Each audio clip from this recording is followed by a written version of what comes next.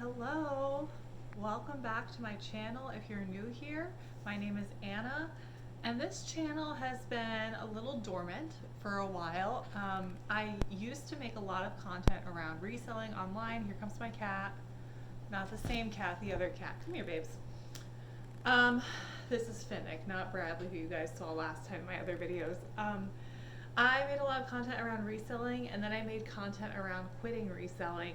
And I could do a little wrap up to that. There's not much to say, but I mentioned a lot in my video where I talked about, quitting Poshmark, quitting eBay, that there were other things I wanted to do with my time and how it takes up so much time and mental energy. And I really committed to quitting. I have stuff in boxes to send to ThreadUp. I have committed to quitting. I have no desire to go out and buy things, but I just basically want to stop with the hustle because, as I said, I have a full-time job and then I have a part-time job as well. So I work a lot, and the way that I have found to separate my work from just coming home and relaxing and finding something else to do instead of a side hustle is through reading. I have not read books for pleasure consistently in years. I was not someone who read a lot during the pandemic. During 2020, my head was not in a good space. I read a little bit here and there. I think I listened to Little Fires Everywhere an audiobook, and I read a couple others. I mean, maybe 3, like not a whole lot. But when I was growing up, I used to love to read. And I loved to read in high school. I loved to read when I was younger, reading YA stuff. I read some pretty sophisticated books at a young age. I remember reading Memoirs of a Geisha, The Poisonwood Bible, and I just loved the way those books would draw you in and create this whole world around you. And I found that I really kind of missed that. The other thing that happened was that my manager at my retail job was kind of roasting me for not being a reader. She said, "I'd expect you to be a big reader, Anna." And I was like, "Well, I think I went to grad school and I just sort of lost interest. I was reading so much and I was just so burnt out from reading that I couldn't read for pleasure anymore." I think that was partially true, but I think I just was focused on, now I would say the wrong things. At the time, I don't think reselling was the wrong thing, but I think the idea of hustling was the wrong thing. So I'm really happy to report I've gotten back into reading, and I think I would like this channel to sort of pivot into more of a booktube type channel, talking about what I've read recently, things that I like, things that I don't like, and just sort of fostering better hobbies and habits, I've noticed so many improvements now that I've started reading more. I focus better. I feel like I'm more well-spoken. I form better thoughts in my head, even if I don't say them out loud. My text messages are not just the same patterns of words all the time. I think I said I sleep better. Maybe the memory's not there. I don't know. But I enjoy it. I really enjoy it. So without further ado, I'm going to talk about what I've read recently, mostly for the month of February. Today I'm filming this on the 27th, right? Yeah, so I'm going to talk about all the books I finished in February and one that I finished in January. I don't think I'm going to finish another one before the end of the day tomorrow, but we'll go month by month and I'll come back with updates. So if you're interested in that, stick around. And without further ado, let me tell you what I read. I wrote it down here in this little composition book. So I guess the first book, I'm a little conflicted about how to start this, and I'll explain why. Because I started A Tree Grows in Brooklyn by Betty Smith in December, but it took me a very long time to finish. That book is almost 500 pages long, I think. Let me see, I have it right here. It's a very long book. Yeah, it's almost 500 pages long, 490 some odd pages. So, long book. And I started in December after I had that conversation with my manager about how I don't really read very much. And I used to be a reader, and she put me onto Goodreads, and I'm obsessed with Goodreads. It's like my favorite social media platform. I just want YouTube and Goodreads. That's it. Instagram for friends, YouTube, Goodreads. That's all I care about. And if you want to follow me on Goodreads, I'll put my stuff in the description because I am on there all the time, even though I only have 6 friends on there and I constantly refresh the page. So I'd love to be your friend on Goodreads if you want to do that. So it took me a long time to finish A Tree Grows in Brooklyn. I started mid-December and I traveled at the end of December for a week and I didn't read at all because I was just with family. So it took a long time and it was a little slow going. And then I set a very modest goal for myself on Goodreads. I said I wanted to read 8 books in the year of 2023. I purposely set my goal very low, knowing that I would have to get back into reading and that I hadn't read anything in a while. And that way I wanted it to be more achievable. Talk about SMART goals. One of them is realistic and achievable, or actionable. Should know. I think it's actionable and realistic. And I felt like those were actionable, realistic, measurable, all the things you want. My cat keeps getting in the way. So I remembered that I have a dormant audiobook subscription with Audible, and I had some titles that I had downloaded and I had purchased with credits, but I hadn't listened to. I had most of them I listened to, but I had a few lingering that I hadn't finished or hadn't just gotten to. And one of them that I hadn't finished last year, maybe even 2 years ago, was Such a Fun Age by Kiley, Reid. So I don't have the physical copy because it's an audiobook. I gave it 3 stars on Goodreads. I feel like Such a Fun Age was sort of just like a quick win. Like, I just wanted to get something under my belt. You know how they tell you if you want to start running, just walk the first day, or they'll say walk for 5 minutes and run for 5 minutes. You have to run the whole time. Something like that, or they'll alternate. That was the idea behind finishing up Such a Fun Age, because it wasn't really the most intriguing. The premise of Such a Fun Age is, oh my god, my cat keeps nuzzling exactly how I have my camera set up on my tripod, so I'm sorry, I'm going to try to distract him. Such a Fun Age is about a girl who's in her early 20s, sort of recently graduated from college, and she lives in Philadelphia. Her name's Amira. She's the main character.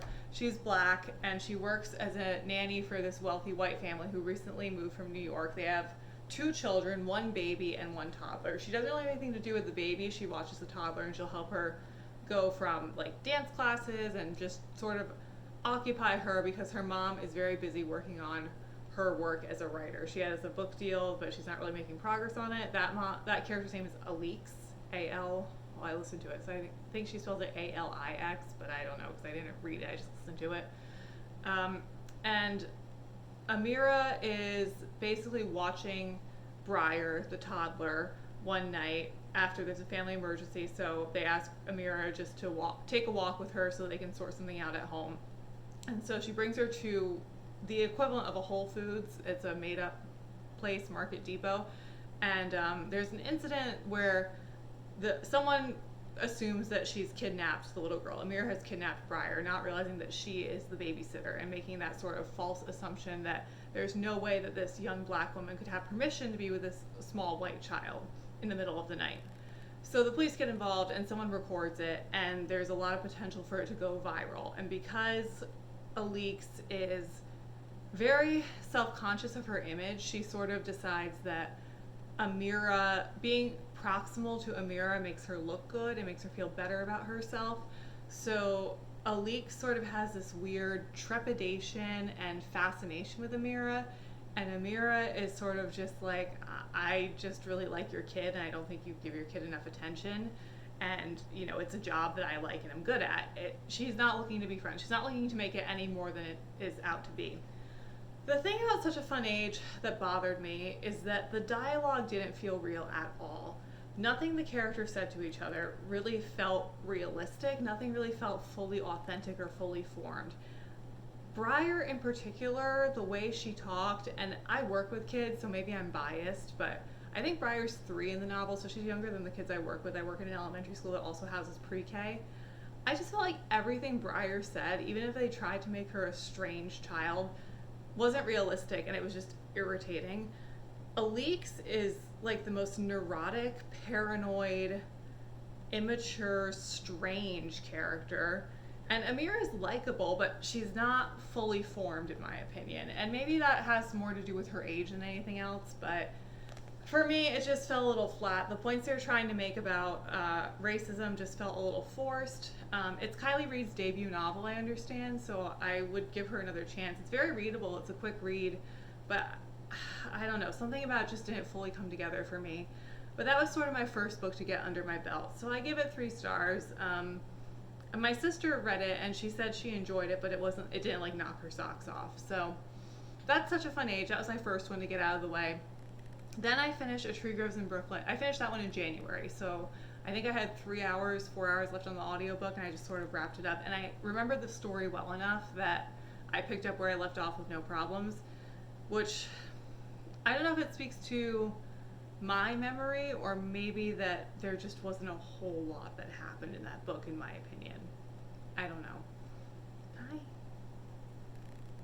The next book that I finished was The Tree Grows in Brooklyn, which is right here. This was a gift from my grandfather probably 4 years ago. He got it for me because at the time I lived in Brooklyn, I worked in Brooklyn, and really thought I'd be there for a very long time, and then COVID hit and everything changed. But my grandfather also grew up in Brooklyn, and he actually, funny story, went to high school on the same block at the office that I ended up working at for over 2 years right out of college. So right where he grew up, I ended up working at, and he got this book sort of as like a shared bond and love of Brooklyn, and it's set in, I believe it is set 1912 to 1917, 1918 roughly, and it's kind of wild to read about where you lived 100 years after the fact. My cat just keeps, God, he doesn't leave me alone. I might have to shut the door. I really liked this book. This was a book I wanted to challenge myself with. So something else about me is that I didn't struggle learning to read as a kid. I was probably average. I wouldn't say I excelled, but I would say I was somewhere in the middle. Again, working in elementary school, I kind of have to know a little bit about how kids learn to read, even though that's not my job. But reading is not a natural process, and there are different levels where kids fall within the spectrum of learning how to read, and people fall in general. And I wasn't at the top, but I didn't really have to put forth a whole lot of effort. I probably put forth a regular average amount of effort. Anyway, knowing that, I felt comfortable taking on a thick classic book as something to motivate me. And I was very easy on myself. I said just start with 20 pages a day, which is probably why it took me so long. And then a lot of times I would think, oh, well, I'll keep going. Or maybe I would say, you know what, this chapter's long enough. I only have it in me to do 12 pages today, and then I would close it. And I just tried to make it very low pressure. The characters in this book are very memorable. Francie is the main girl. She's 12 or 13 when the book starts out, and she lives in a very poor section of Brooklyn in Williamsburg. At the time it was very poor. Now it's one of the wealthier sections of Brooklyn, if not the wealthiest. And it's kind of funny to see how some things never change, and some things, like, the more they change, the more they stay the same. She talks about other groups living in the area. There's a lot of talk about the shops and the busyness and taking the train and the Jewish enclave and how there's a lot of tension there. It's all really interesting. And, I really loved reading about the mom in the story, Katie. I thought she was so compelling. And just so memorable, such a strong woman, even if deeply flawed. Same with her father, same with the brother, and as the story went on, I also loved reading about her Aunt Sissy. Her Aunt Sissy's hilarious, and she's such a character. And then what I appreciated the most about this is that reading this contrasted, I was reading this around the holidays, right, around like fourth quarter retail, all kinds of craziness, inflation and everything.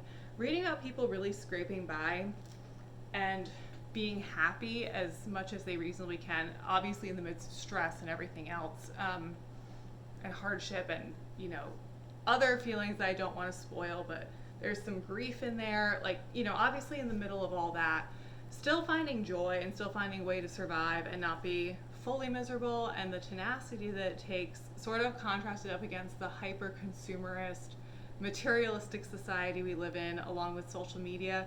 It was just such a welcome reprieve in that way to read about real people, and obviously fictional, but people who felt authentic and people who were just doing their best, and there was no keeping up with the Joneses in this book. There was no sentiment of that, and I really enjoyed that element of escapism, along with the familiarity of describing a place that I knew well, even though it was familiar and not familiar at the same time. So I really enjoyed this book. I gave it 4 stars. It was a little slow. It's a classic book.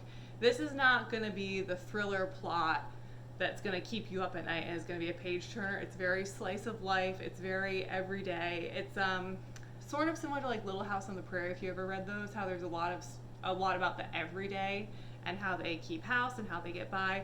There's a lot of that kind of thing in here, but still well worth the read, especially if you're trying to get back into it. It's a classic that's approachable, but still a classic and has that old sort of writing to it.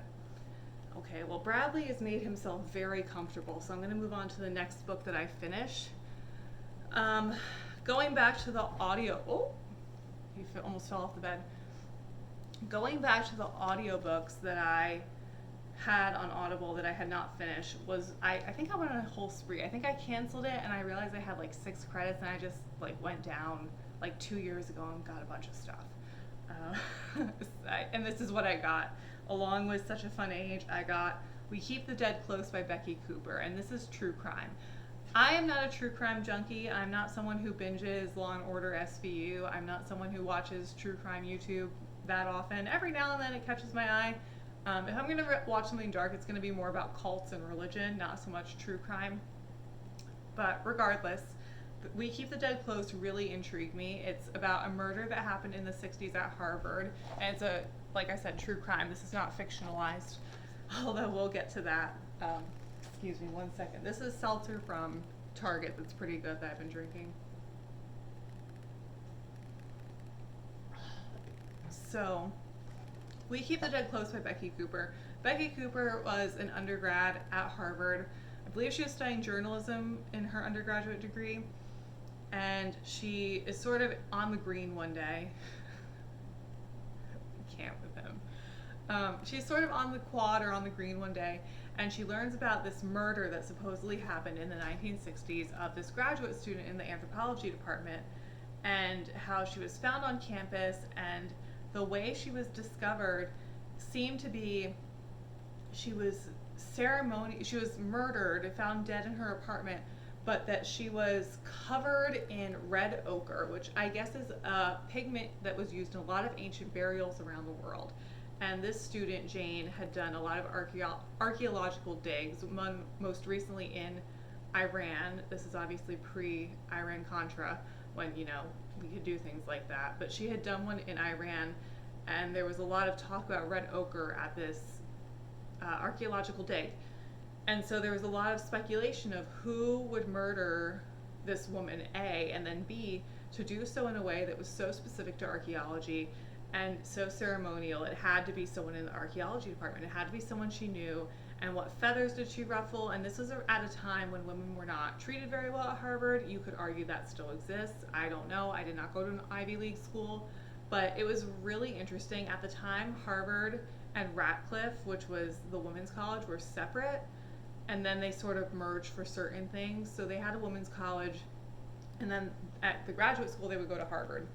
So she had gone to Radcliffe for undergrad, and then she had gone to Harvard for her graduate studies. And the talk about Harvard in the 60s and the politics of it, and how it was so overwhelmingly male, so overwhelmingly white, and also so overwhelmingly white, male, and American, like several generations in, WASPy American, and Christian and all of that. There were not faculty members of color. There were not faculty members from other countries, from other religions.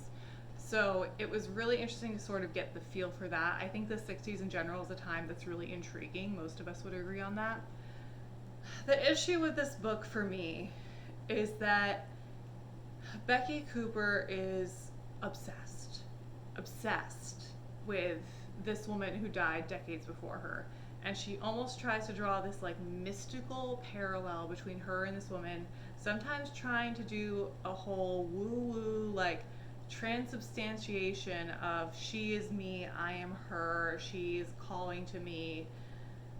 It's a little much, and it sort of reminded me why I don't really love memoir and biography very often, because it's really sentimental and really emotional, and she details like everything ad nauseum. So, you know, someone who knew Jane from Radcliffe called her, and she was so dedicated that she left a bachelorette party early or something like that, and she apologized to the bride, and she just had to leave because she was so dedicated. Like, I don't care.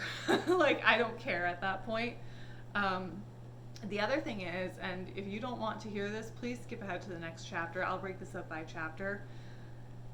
She goes through all these suspects, namely 3 suspects who are involved in the anthropology archaeology field, 2 of whom were at Harvard and 1 other who sort of intersected with her somehow.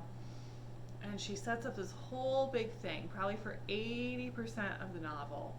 And then about 80% in, they solve the murder. The police find DNA evidence and they solve it. And it is no one who she said. It was a random act of violence. It was a random serial murderer, serial rapist who broke in and they had DNA to match. Now, there's some speculation over, did they just pick something to shut her up? Was there too much speculation about it? The person who they convicted of this crime was already dead. He had died in the early 2000s. So it was just, it felt like a big lead up to nothing. It was very anticlimactic.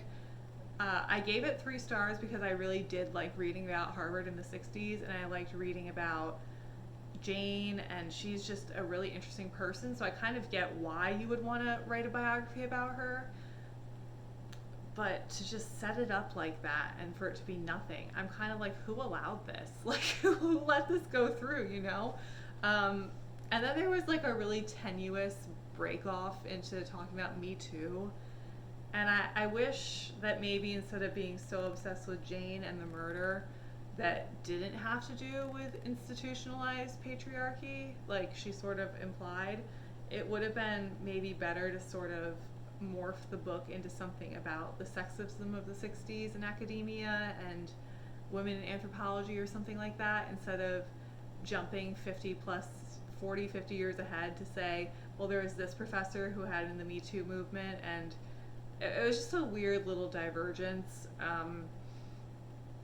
I don't know. I gave it 3 stars because I liked reading about the 60s and Jane and the cast of characters, but I would not recommend anyone read this book, I'm so sorry to say, just because you get the feeling like you've wasted your time. You want to like reclaim your time after you read that book. So I think I stuck with it because I felt like, oh, I'm getting back into reading. I don't have the stamina. I just have to stick it out. And I stuck it out for Tree Grows in Brooklyn, and it got really good, sort of. I don't know. I forgot what book it was. Maybe like a little, somewhere between half and 2/3 into the book, there was like a big, and then everything sort of changes. But it was still enjoyable up to the point. So I think because I really enjoyed the picture of the 60s and the archaeological digs, that I would like it, and then it just fell flat. So I would not recommend We Keep the Dead Close for that reason. I'm going to need a long break from true crime after that, a long break from anything related to missing girls, murdered. I can't. The next book that I read was much better. It was How to Breathe Underwater by Julie Orringer, which I have right here. How to Breathe Underwater. And yes, my copy is signed. I picked this up very randomly at a not a used bookstore, the Center for Fiction in Brooklyn in New York City after one day of my internship. And you can see she signed it right here. This was sitting on a cart just outside of Center for Fiction on like a really cheap book rack. I think I also got the T.C. Boyle book I have that day too, which is When the Killing's Done, which is on my shelf to be read.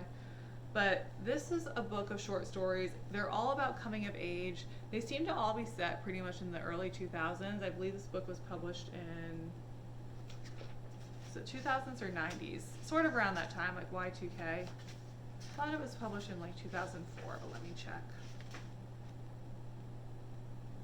Yeah, 2003. So the art is from 1998, which is what was throwing me off, but it was published in 2003. Seems to be set around that time. There's really no mention of cell phones or anything like that. They're really great stories. They're all about coming of age, girls who are going through some sort of trial or tribulation, and they're all different. Some of them are family tension, some of them are religious related, some of them are grief and health related, or families who have health issues. Just really fantastically written. I mean, this is the book I gave 5 stars because it draws you in so much, and you're sort of reading along, and then every single one of these stories, there's like a jolt that sort of turns the whole thing around, and then it's riveting, and then you can't put it down. You have to put it down. So you might, if a story is 20 pages, you might get through the first 5 or 6, and you're like, okay, fine.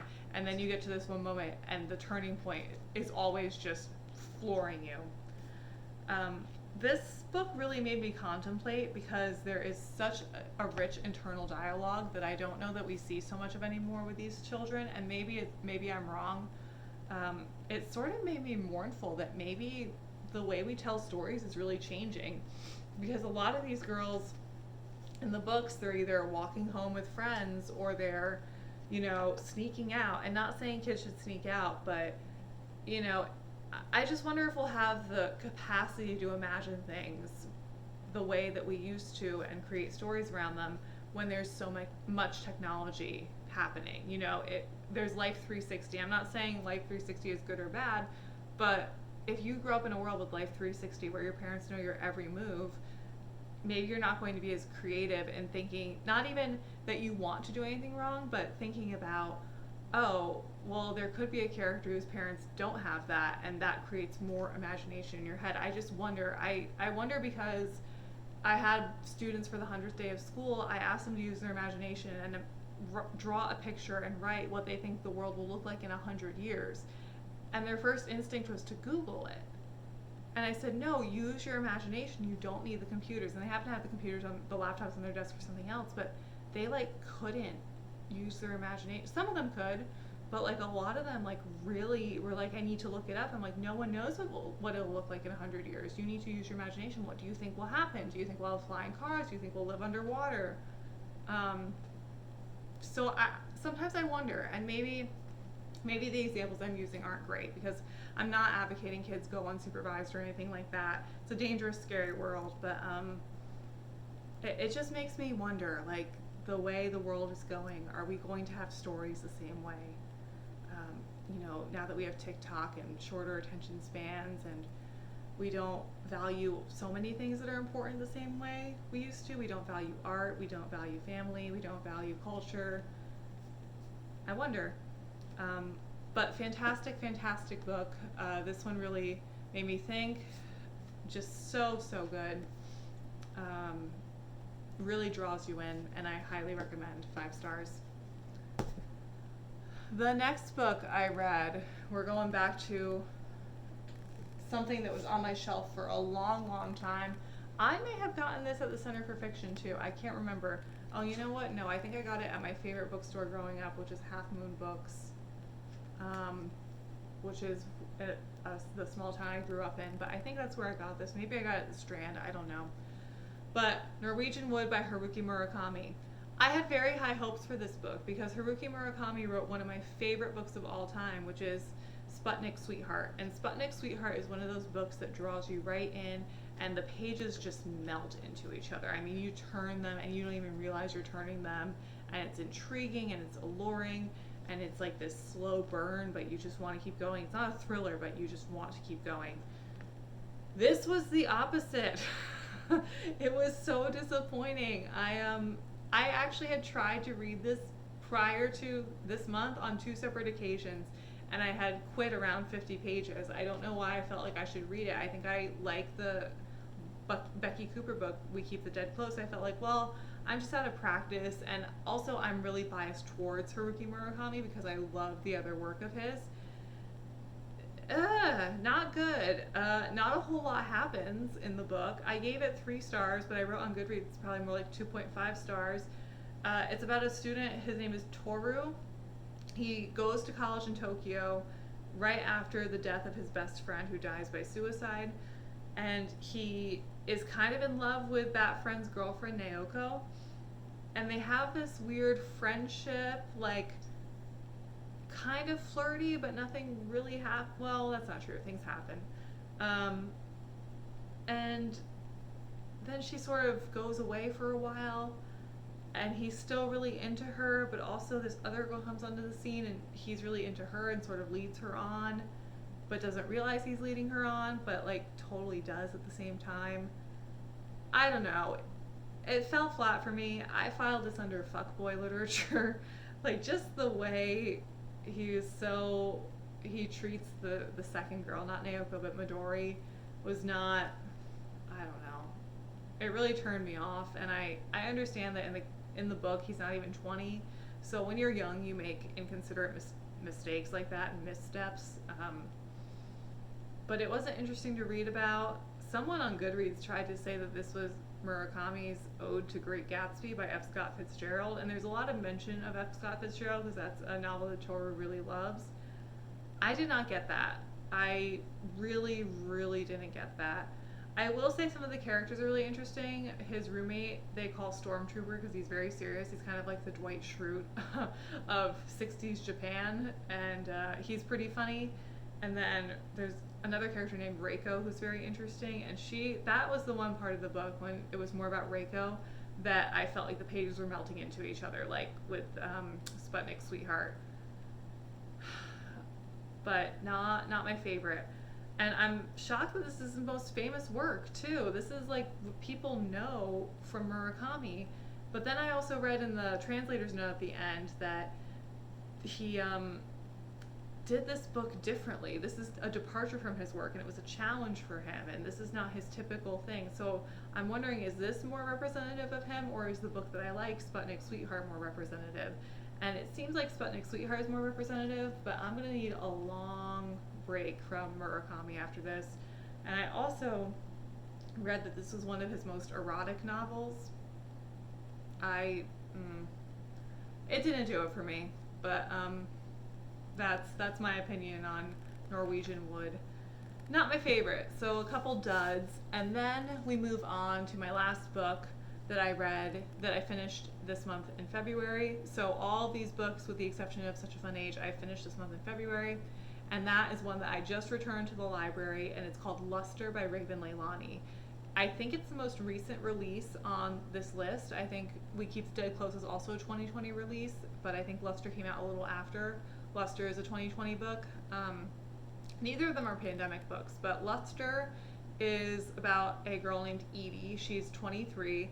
She lives in Bushwick in Brooklyn, which I was not emotionally prepared for this story to be set in New York. As someone who's from New York, I didn't realize that. And she's also grew up in Latham, which is upstate New York, and that's not where I grew up, but I know where Latham is, and I know it well enough to know that that was a really accurate portrayal of it. Same with Troy. And this book is heartbreaking. I mean, it really, and it's not heartbreaking in the all-out sobbing kind of way, but just, I mean, this is a character who gets knocked down over and over again, and she really has no choice in the situation she's in. She makes some bad decisions, but overall it's just, you look at her life and you just feel so sad for her. But she's really funny too. I mean, I laughed out loud reading this book. The way she sees the world is so sharp and so funny, but she's so clearly unstable. She's so clearly anxious. The plot of this is that she starts dating this married man in his 40s, and he says that he has this open relationship and that it's all good and everything. But then one day, Edie finds herself in need of a place to go, and she's sort of taken into their family home by his wife, Rebecca. And that happens coincidentally. She doesn't go looking for Rebecca, but she happens to encounter her, and Eric is away on a business trip. And so for a little while, she and Rebecca live together in their beautiful suburban house in a very nice area of New Jersey, which is completely different from what Edie is used to. She grew up very poor. And it's as tense and strange as you think it would be. The other curveball is that Edie is black and Rebecca and Eric are white, but they have an adopted daughter who's about 12 or 13, I think, who is black, who they adopted 2 years ago. And they really have no idea how to navigate that. It's not really clear why they adopted Akila. Rebecca even says at one point she never wanted to be a mother, so maybe it was like a last-ditch effort to save their marriage, which is kind of what it seems like. But it's very fraught, and Edie sort of becomes a little protective of Akila, while at the same time not being fully welcome in the house. So really interesting premise. This was an emotional read. I would have to sometimes put the book down and take a break and then go back to it because it would just be so heavy on your heart when you read it. It is an emotional book. Even though I didn't cry, it just weighs on you. But overall, really well written. I love the style of Raven Leilani's writing. All the observations about race felt really authentic, and just like they were delivered very smoothly versus, I hate to put the two books up to comparison, but Such a Fun Age, where it all felt a little forced and a little overt. I felt like it was really well done in Luster, to the point where it seemed believable, and the characters were strange but also believable. And I think part of that is Edie being just a narrator who only picks out certain parts of everything. She's partially an unreliable narrator. Like, she's very truthful, but then she also at times, like, you just know her head's not really in the right place, so you kind of have to wonder about that. Whereas in a book like Lolita, the narrator is clearly manipulating everything. So those are the books I read. This is a really long video. I had no idea it would be so long. I don't know if I should make them all this long. I don't know if people like book reviews this long, or if they just want to like hear the titles and be done with it. But that's what I thought. I think if I had to pick two favorites, unsurprisingly, it would be How to Breathe Underwater and Luster. And that's what I read. I hope that you enjoyed this. I hope you enjoy the new direction of this channel. I hope you enjoy that my background is not just a wall. I put some things up against the wall. I have a bunch of library books checked out right now that I want to get to. Some of them are here. I have one that I'm reading right now. I have another audiobook I'm working on. So I hope you'll join me again for another wrap up next month, and maybe some content in between. Thank you so much. Bye.